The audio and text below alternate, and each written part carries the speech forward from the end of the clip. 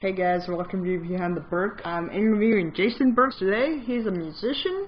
He plays all kinds of instruments. I'm going to talk to him about that, but I'm also going to talk to him about his regrets in life and more upbeat stuff, but that's one of them. So I hope you guys enjoyed this interview. Thank you.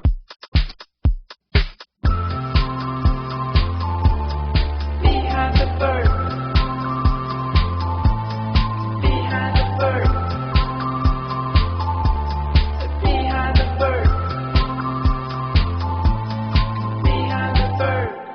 Icebreaker questions. Cool. So favorite movie? Ooh, alright, there's a few. Okay. And they run the gamut from silly to classic. A Hard Day's Night. Okay. Just because the Beatles are my end-all be-all greatest thing of all time. Airplane. Mostly comedies. Airplane, Blazing Saddles, The Blues Brothers, The Muppet Movie. Hold near and dear to my heart. I'm seeing the Muppets at the Hollywood Bowl in September, right around my birthday, and I could not be more excited. Birthday present. Birthday present to myself. That's awesome. The Muppets. Some of the Muppets did a thing at the Outside Lands Festival last summer, and I'll say I was there and I cried. It was great. It was great. Other good movies. Who Framed Roger Rabbit is. That's a classic. Yeah. Long time favorite. I don't think there are any dramas that are I'm always in the mood to watch. The Godfather's a great movie, but that's something you gotta sit through and focus. And it's not Godfather's on, let's put that on. No. Tonight we are watching The Godfather. But The Blues Brothers is on. I've got a couple hours to kill. Yeah, because it's easy watching. Yeah. Favorite TV show?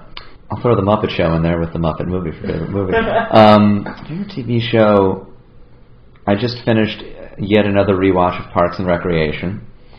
I was watching 30 Rock and kind of thinking about how much I've always loved that show, but it may be one of my all-time favorites. Wow. SNL through the years, even when it's not as good. I've got the first 2 or 3 seasons on DVD, so just the classic years. Nice. So I can then watch current stuff and be it's not as good as it used to be, even though I'm even though I wouldn't be born for another 17 years or something. Oh my God, yeah. But what else? Breaking Bad, I was super into. Arrested Development. Went through a big Glee phase, but then it got bad. So it got to the point where I'll be Glee was a great show that only lasted one season. When do you think it got bad? I think it got bad starting in season 3, but I stopped midway through season 4 after Quinn got in a car accident. That was actually the last episode I watched. Mm-hmm. And then they went on their winter hiatus, and I never picked it up after that. Yeah. It's you know what? I really just don't care who lives or dies anymore. Not as far as the actors go, because it was tragic when Cory Monteith. Of course I cared about that. Yeah. But the characters on the show, I was you know what? They all deserve what happens to them. Yeah. Favorite book? Harry Potter, the whole series, the Lemony Snicket series of unfortunate events. Did you like the Netflix? I did. I was surprised by how much I liked it. Oh, okay. So I liked the movie, but I think I only had seen the movie once, maybe twice. So in the show, I was all right, let's see. I thought it was phenomenal. I guess I would call it esoterica, Jon Stewart's Naked Pictures of Famous People, which is just a collection of short comedic stories and essays and pieces that he did before he started hosting The Daily Show. So that book's probably about 20 years old, if not more. And I think it's just hysterical. Big fan of celebrity autobiographies, but good ones, not trashy tell-all memoirs. There's a time and place for those. But there have been, I've been working my way through Elvis Costello's autobiography, and I'm all right, this guy can spin a tale. I feel like I'm leaving out. Oh, right, classics. Fahrenheit 451, To Kill a Mockingbird. The Wayside School books as a kid. Yeah. And I went back one afternoon, I think last year, because they're so short, I spent like an hour rereading one, and I was like, oh, this really shaped my sense of humor in a weird way. It's like, it's so abstract and weird, and there's all sorts of craziness going on that, like, reading it back is like, oh, this makes perfect sense for me. I can see why this appealed to me then, and how it still appeals. Also from Lewis Acker, Holes has always been a favorite. I'm trying to think what else. I used to read a lot more than I do now, but I've been trying to make an effort to read again. Like, I used to check out like 10 Goosebumps books from the library at a time, and then like finish them that day or something. I mean, they're all like short, quick, easy reads. 10 of them. Yeah. Oh my. It's probably better. Maybe not all in one day, but like within 2 or 3 days. That's impressive. Yeah, like just a bunch of that, or like Captain Underpants. Easy, fun, but still like sizable books. Whereas Harry Potter would take. I think I read the last one in 3 days, and it could have been 2, but then I started to get into emotional. Like, oh no, there is a finite point in which I will have read all of Harry Potter. I got to slow down on this. And I thought I still do that. Like, because that book, actually, when I finished it, I stopped reading, especially fiction. I just stopped reading for a while. Because I was like, I have read, like, I'll be reading a book, and I'll be like, I love this book. I don't want this book to end, and I would leave, like, 2 chapters. Be like, I'll get back to this. I'm going to start another book so that I'm invested in that, so I can finish this one and know that there's still something. But then that messed me up, so that there's, like, 8 books that I have started, and maybe in the middle of. John Green books were like that for me. Like, Looking for Alaska, I read almost all of, and then it's like, oh no. That's one of my favorites. Yeah, that one, or I think I read The Fault in Our Stars all in one day. I think I've only seen the movie. I don't think I've read The Fault. I saw the movie. My cousin's in the movie. Oh. Nat Wolff. He was also in the Paper Towns movie. Yeah. Nice. Distantly, our dads share a great aunt. So it's distant, but we have met. So your third cousin. Something like that. Yeah, it's still your cousin. Like, I mean, the way my family works, like, if you're family, you're family. It doesn't matter if there's like a step in there, and it's like, it's all family. Our dads are both musicians, so they used to play together in the 80s. So I've met Nat and Alex, and Alex I just saw was in the new Jumanji movie. Yeah. Which I saw the trailer. I was like, oh, he's The Rock. I didn't know he was going to be The Rock. Yeah. I thought Nat just did acting, but then I saw Alex. Well, because they used to they were the Naked Brothers band. Yeah, I used to watch that. Yeah, like, because I saw the show and I was like, so it was like a Jonas Brothers ripoff, and my mom was like, you know who that is? I was like, no. He's like, that's Mike Wolf's kids. I was like, oh. Oh, yeah, I was a little old for that show. Yeah. I was just a little. I've got a younger brother. He wasn't like super into it, but as soon as we realized, like, oh, this is family. Yeah, then we're like, okay, so it's campy and fun. I mean, when it was on, I watched. I saw a few episodes here and there. Yeah. I remember the 2 of them with just like a regular band, not the kids band. But they headlined the Fillmore in San Francisco. Really? And we went, and it was like just this crowd. I was probably 17 at the time. So they were like 14 and 12 or something like that, like still kids. But they're headlining the Fillmore. I don't think there was even an opening act. And we had these pre-show and post-show, passes. And there was this group of, I don't know if they're contest winners or something, but this group of just like tween super fans, and they're like, oh my god. Yeah. And because we had met them before, like, they knew, so we walked in, and like, this is one of, like, to their credit, they saw us come in, excused themselves from the group of fans, and like came over to greet us. Oh my god. Yeah. It's like, you guys, like, come on. And like, Nat and I had jammed a little bit at a barbecue like the year before.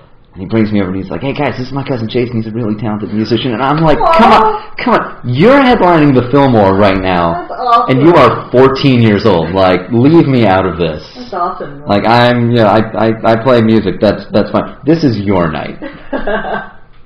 You're with professional musicians. Yeah. With a crowd that has paid to see you. God. Yeah, it was. I didn't know that they performed at places like the Fillmore. Yeah, I mean, it's been a a while since they've done. I think they'll do like 1 or 2 live things here, but it's been a while since they've done any kind of tour because they've been blowing up acting and things like that. Yeah. But yeah, like good for them. Like it's really really cool to see. How do we get on this? John Green. Yeah, favorite John books. Green. Yes, the John Green books are in there as well. And he's got. How did we get on that one? I don't know, but if I know myself, this is going to happen multiple times. What's your favorite color? It was orange, and then it was also green, and I think it was because I was just a big fan of Nickelodeon as a child. Mine's orange. Orange is good. I don't know if I really have favorite color. I think if there's a color that I wear a lot of, I would say it's blue, but then I look back at pictures and see I'm wearing a lot of red. I'm wearing red right now, so I don't know if I have a favorite color. That's fair.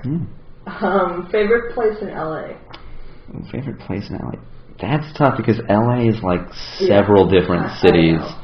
And I'm still discovering parts. I went to a barbecue just sort of like the Burbank-Glendale border last night, and to get there we went around Griffith Park, like over by the zoo. And there's a train museum, which I did not know. I've been living in LA since 2011. Did not know that existed. It's a pretty good museum. I was in my girlfriend and I were like, this exists? Trains are so cool. Why have we not done this?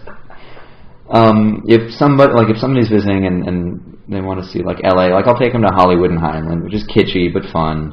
3rd Street Promenade, which has lost a little bit of its charm because I work over there. So I'm over there 5 times a week. A friend of mine just he Snapchatted me something, like he took a friend over there. My first thought was like, why would you take them to... Oh right, because other people still enjoy it. Like, I love it. Like, it's a great place to be able to, like, I can take my lunch break. I could walk to the beach. Like, it's great. Yeah. But now I'm, like, associating it with work. Yeah. That's a bummer, kind of. I mean, but it's not, but I don't hate my job. It's just, like, an interesting just association. Echo Park, I really like, and I actually just took my girlfriend there. She had no idea it existed. Really? She's not from the area. And I was like, oh yeah, let's go over here, and we're there. And she's like, I'm livid. You didn't tell me that this exists. We've been dating for 1.5 years. I had no idea this was here. Oh my god. I'm a big fan of that. I lived in the Valley for a while, and I did not like anything about the Valley, really.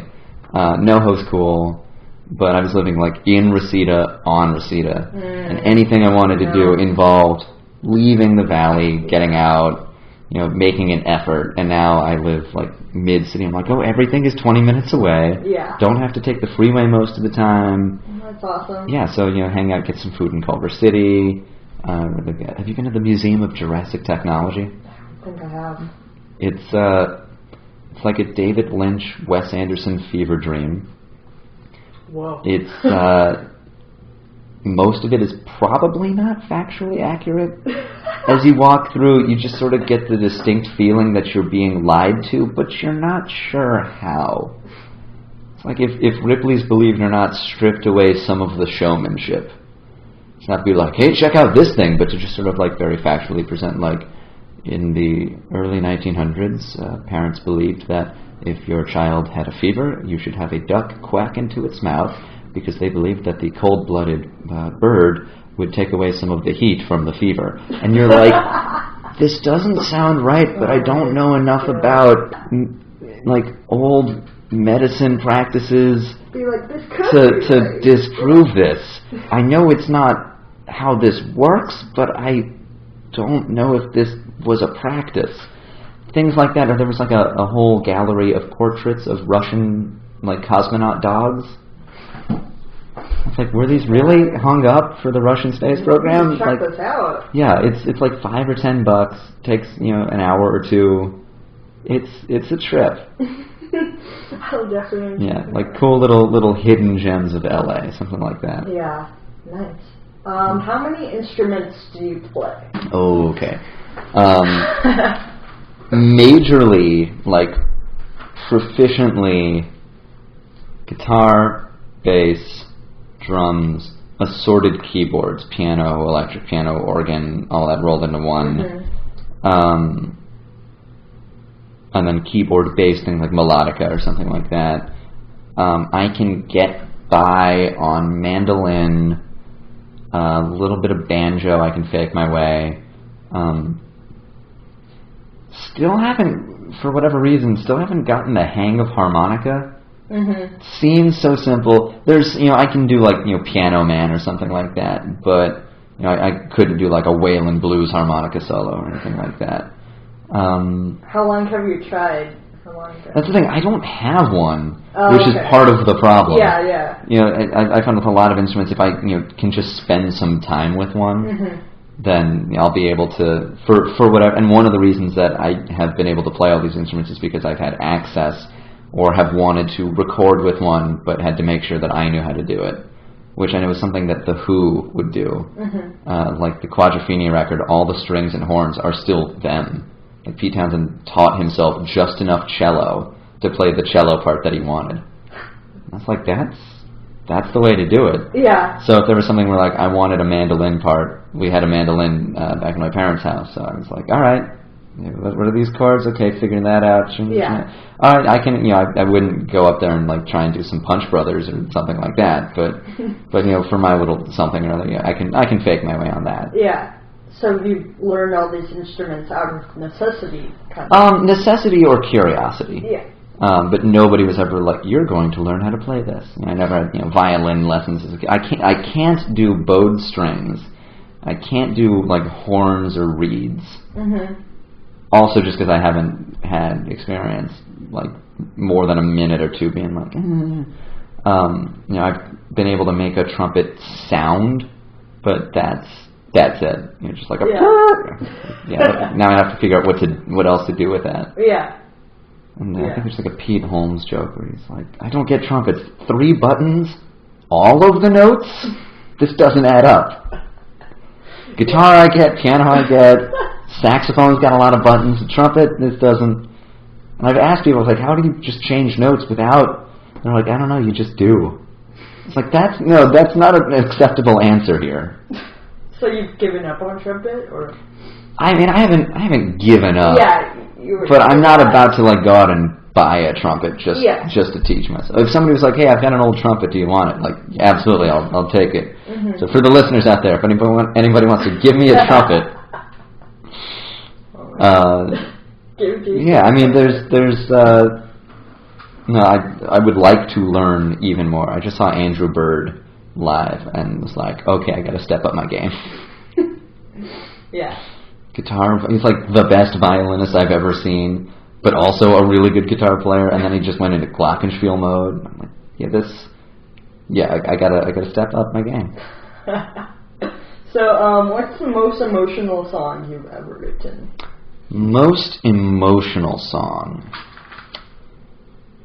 probably be "Please" from the most recent record. I was really trying to get like a, the way that you hear like an old soul song and you can hear the emotion in the voice.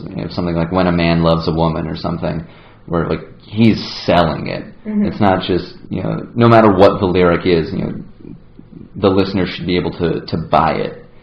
So I reached down in a place in myself and got these lyrics that would be relatable, but also clearly from a specific thing. So not just like oh, you broke my heart, but like, okay, let me sort of like craft this picture, but the kind of picture that everybody can relate to. Mm-hmm.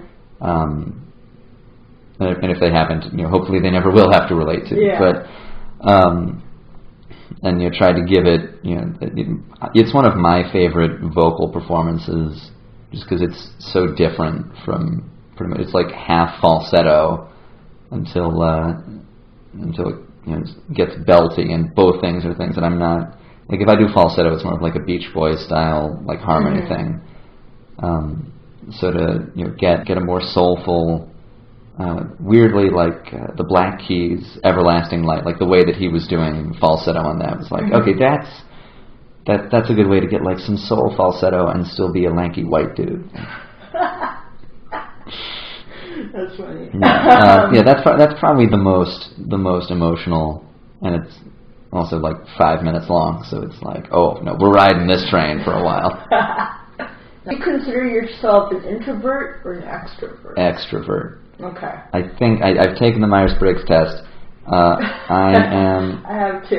ENT. I think I'm just in the middle between ENTF and ENTJ, depending on depending on the day, whether I'm being more feeling or more judgmental. Yeah, I'm a feeler, so I'm an F. I don't know all my letters, so it was more. Extrovert for sure. Nice. How so? I've always felt comfortable in crowds. I mean, if it's like a concert crowd like GA where it's packed in, like I can feel claustrophobic, but I'm like comfortable. You know, if I'm at a party and I don't know people, I'm not like up against the wall and I'm like, oh, there's strangers here. I generally, manage to find an in a conversation. Like, oh, I'm sorry, don't mean to interrupt. Did you mention this? Okay, and manage to connect one way or another. I remember I was seeing a therapist for a while because I was really nervous about moving away from home to go to school. Mm-hmm. I was like, okay, I think I need a little outside help with whatever this anxiety is. And so there was one day, it was not a great session because it was one of those where I left feeling worse than when I walked in. Because he's like asking me questions. He's like, well, I mean, you think, you won't, if you're in an emergency, you won't get help? I'm like, no, like we've got family, friends in LA. It's no, I know I'll be taken care of if there's a problem. I think, you won't be provided for as far as food. I was like, no, my roommate's got a car for groceries, but I've also got a meal plan. It's walking distance to the dining hall. You think you won't make friends? I was like, no, I've never had a problem making friends. And he was like, then what is it? I was like, oh, I don't know. But, like a lot of those things, just being, an extrovert, I've never had a problem, making friends, finding my people, whatever that means. Finding your group. Yeah, if I'm in a class, even if they're not people that I, am friends with at any point outside of the class. So like if I only see them in those 2 hours, or I'm not in college anymore, but if I only saw them in those 2 hours, there would still be like, the couple people that I know that I could like crack a joke with or something like that. Yeah, definitely extrovert. What's your biggest achievement in your life so far?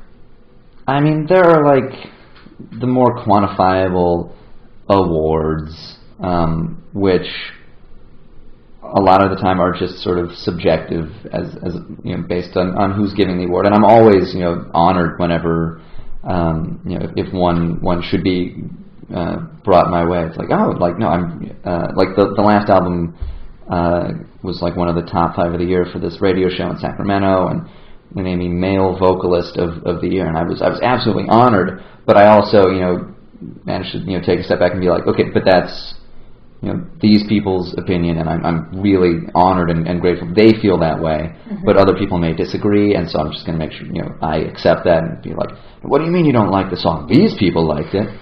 But there have been like some more professional things where I've been like, wow, this is really cool. One of my favorites is in 2004. I went to see Brian Wilson of the Beach Boys do the finally, after 35 years, finished Smile album in its entirety in San Francisco with his band, and I'd never seen him before. And I went with my dad, and it was just a mind-blowing show. And we had the CD, and I'm reading all the liner notes, the history of it, the band members, and then I came to LA, and through the magic of Facebook started to get in touch with the band members and befriend them. And so I started being sort of an auxiliary member of this band called Adam Marsman's Chaos Band, and I'm actually doing a session with them later tonight. But he's been part of the LA pop scene since the 90s, and his band with a lot of the guys that were in Brian Wilson's band, like their bands would play a lot of the same places at the same time. And so we were doing a show, I was sitting in with them in Culver City at the Cinema Bar, and Nelson Bragg, Brian's percussionist that's on the Smile record, was there and was sitting in with us too.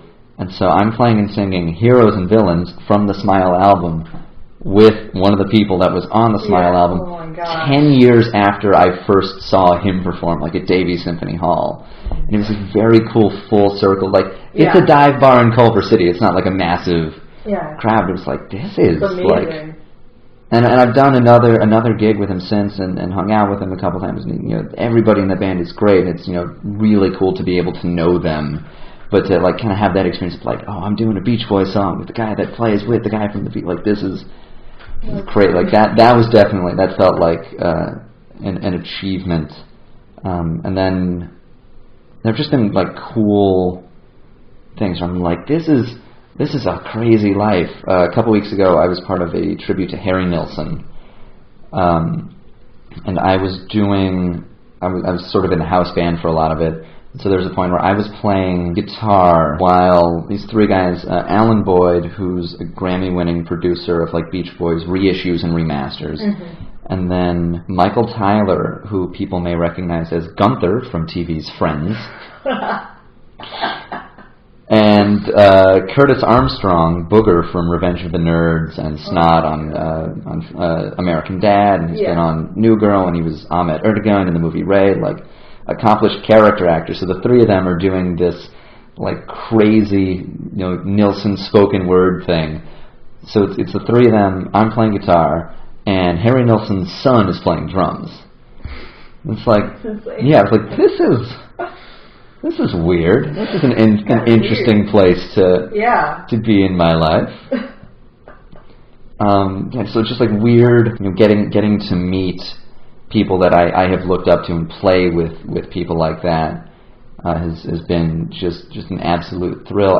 Yesterday, 2 days ago, I just got to sit in on a recording session with David Marks, one of the founding members of the Beach Boys. He was just laying down guitar on a record that I've also contributed some guitar to. And he and I also, for the same band, a band's called Mod Hippie, got to do a music video. So it's me and him, and then Adam and Teresa from Adam Marsden's Chaos Band, and then Doug, the lead singer of Mod Hippie, and then on drums was DJ Bonebreak from the band X. And like that video was shot at this venue called CIA in NoHo. Oh, okay. And so we're just like hanging around in this like circusy. Yeah, that's a venue. weird place. Yeah. Oh, I love it. I've played there a couple times, and I was like, this place is awesome. Yeah. And there was a point where Adam and Teresa and I were preparing to do a wedding gig, and one of Adam's like big things, the way I am with the Beatles, he is with the Beach Boys. So we're running in my room, and David Marks has got his guitar plugged in, and he kind of wanders over, so he's singing with us. I'm like, I'm singing a Beach Boy song with an actual Beach Boy. Not like the guy he was on the record, not just somebody that plays in this band. Yeah. Actual Beach Boy who was on the record. Like, this is an actual Beach Boy. I feel so incredibly fortunate to have these experiences. Like, it's not like, yeah, I'm in LA, just hobnobbing with, pop legends. I'm like, this is an honor. Like, this is keeping me humble. Yeah. You're like, no matter, how good people, say my stuff, like, no, these are the pros. These are the legends. And I am just so grateful to be able to, be in that environment. Oh, and then at the wedding that we did, we got to do the theme from Friends with the Rembrandts. Awesome. With like 5 minutes preparation. Crazy life. It's been a crazy 2017. In all respects, this year has been crazy. But I think to make up for all the social turmoil, it's been handing me these like little weird gifts. Yeah. Like things you couldn't make up. Mm-hmm. We're like, we have to do the theme from Friends with the band that does the theme from Friends with 5 minutes notice. Like, oh my god, let's do it.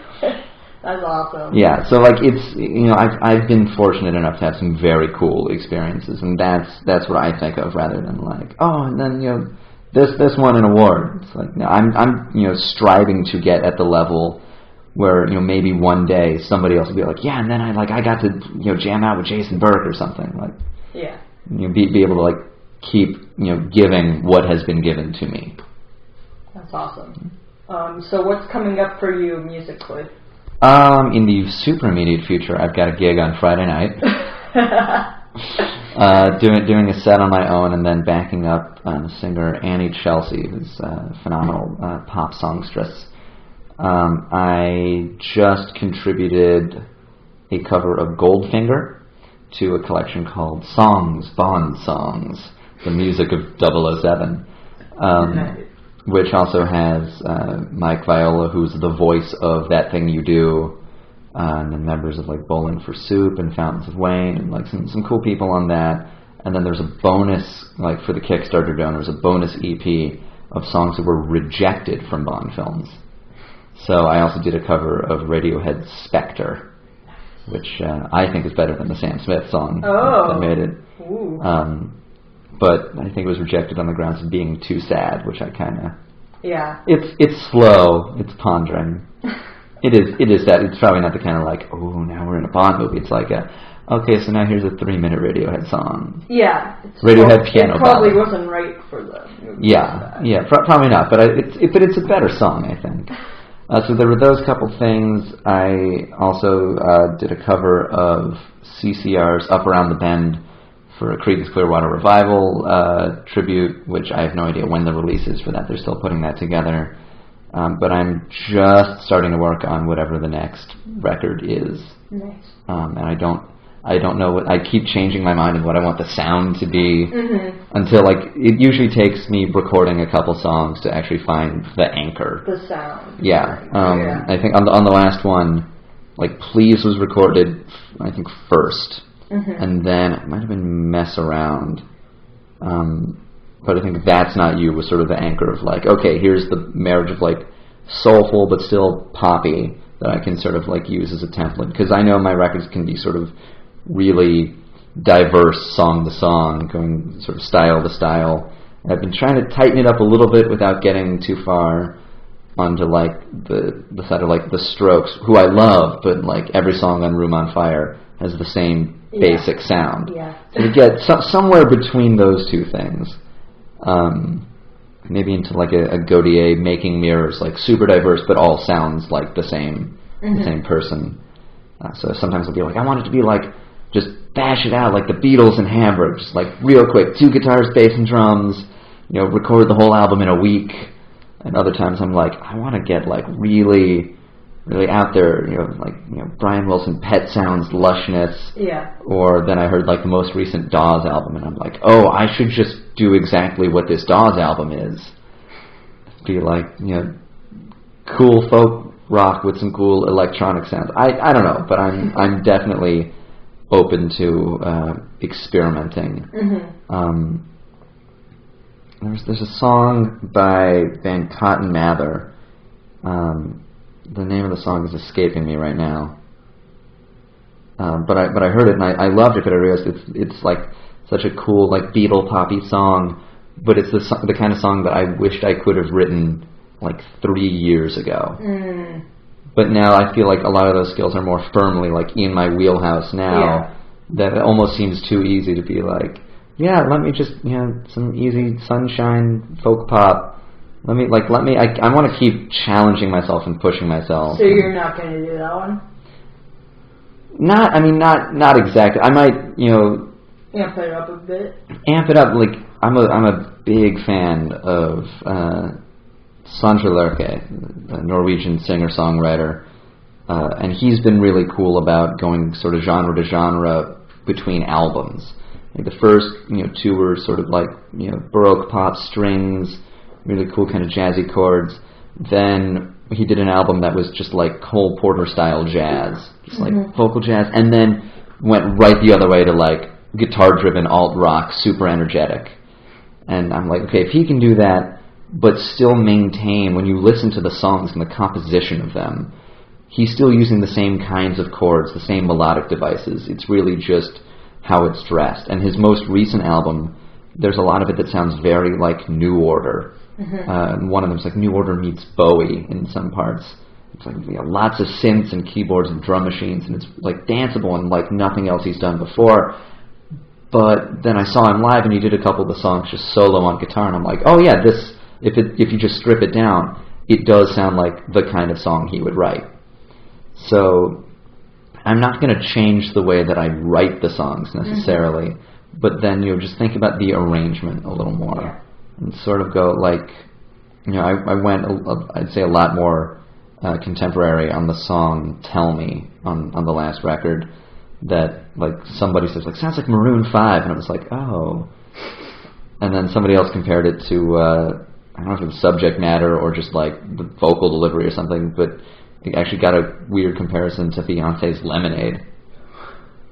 And I was like, I wasn't going for that. But okay. Yeah, I guess if we're going for the sort of like megaphone distorted vocals that's getting like raspy because I'm angry, like yeah, a little bit.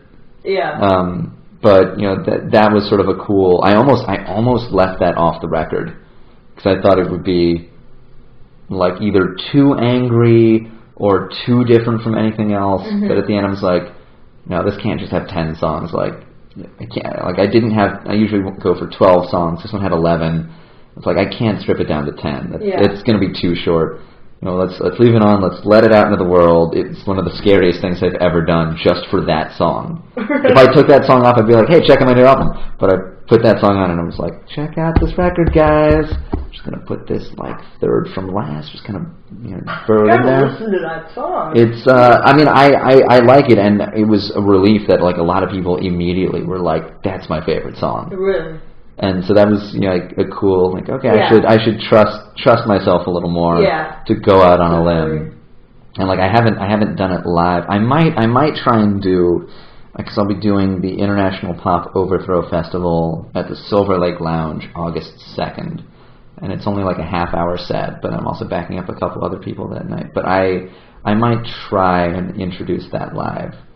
Because I've done a lot of the songs live, either solo or with a band. But that one, if I can get like the syncopated hand claps and everything, if I can get that functional for everything, we'll see. Mm-hmm. We'll see. I'll try pulling it off. I think you should. Yeah, I'll give it a try. Or if I can do the opposite and like start doing it in solo gigs, get that sort of like stripped down anger, because that was another thing that I took from Sandra Lerche, was seeing him do. I've seen him do a couple sets where it was just him and an electric guitar, a couple songs an acoustic guitar, but just him solo electric, and there's nowhere to hide there. You can't just like let the chord ring out. I mean, you could, but it's not the same. Just like I can just strum, and then that's a cacophony of noise there, and I can sing over that. It's like, oh, this is a very different sound. So I have to not be afraid of silences. If there's like a break, 2, 3, 4, like I'm not just gonna let it ring. It's just gotta be like, okay, there's nothing going on.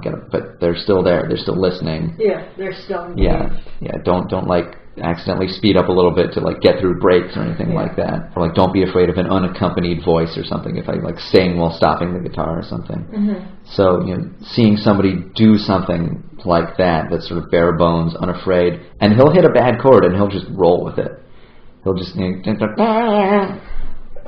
he pulls it off. Like if you have the confidence to pull it off. Yeah. So I've been trying to get more confident in solo things like that, like just solo electric, and I think that's what I might be doing at this gig Friday night. It's like I might just go solo electric, and then maybe a couple songs with the bass player. Yeah. Yeah. Cool. Yeah, always looking to try something new. Yeah, that's awesome. Thank you. My pleasure. Thank you for having me. You're welcome. My pleasure.